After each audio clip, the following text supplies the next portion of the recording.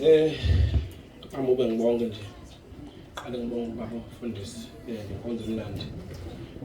Enkonzweni ngishumayeli baba angizwa kodwa kunento ezintathu ezingithintile. Ungathi umfana ngikhulume ngabe sezwe into ezintathu. Ezijabulisa umoya wami.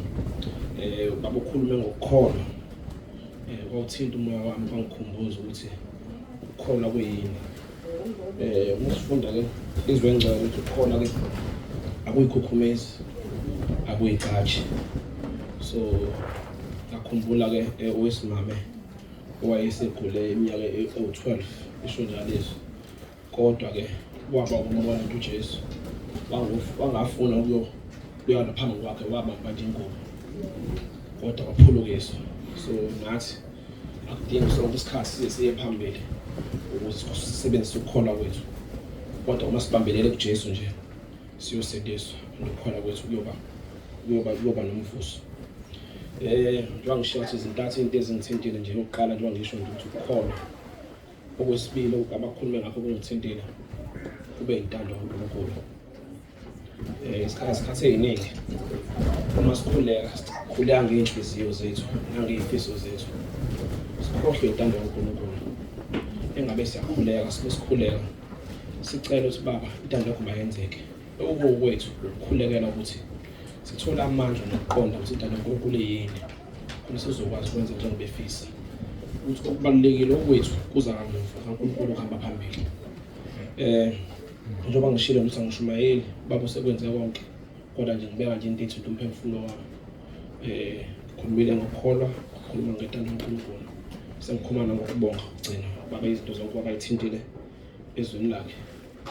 Ukubonga kubalulekile. uNkulunkulu uqobo wayebonga. uNkulunkulu uqobo ezweni nje uNkulunkulu wayiyena wathuma indodana yakhe yodwa ezelwe yodwa uJesu Kristu useze emhlabeni. Azosindisa thina nalo okholelwa kuye abuyele kuyena. uNkulunkulu uthe sezibonakalisa ikhathi eziningi izibonakala sehamba nayo uJesu Kristu. Into umuzwa amazwe ewasho uNkulunkulu ukuthi nayi indodana yami engiyithandayo nengithembele kuyo laleleni. So lokho ukukhombisa ukuthi uNkulunkulu naye wayebona imisebenzi emihle kaJesu Kristu. Ngiyafisa ke nami ekuhambeni kwami emhlabeni ukuthi mase kufika lelo langa lokugcina uNkulunkulu lama iqhanye ngami athi nathi indodana yami engiyithandayo. Yabo. So kodwa konke ke lokho kulele ke emsebenzini yami. So iloko nje bengidlulisa ukubonga inkonzweni yakho ukuthi lezi zinto ezintathu zitholile indawo kumina. Ngiyabonga nje inkonzo enhle oyilethe ekhaya.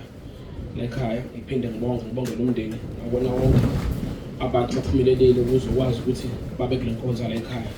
Ngithi nje ngiyabonga. Ngibongela wonke umndeni. Ngiyafisa lokho enikwenza kuthina inkundla enikwenza nawe baba. Phambi ngicabanga ukuthi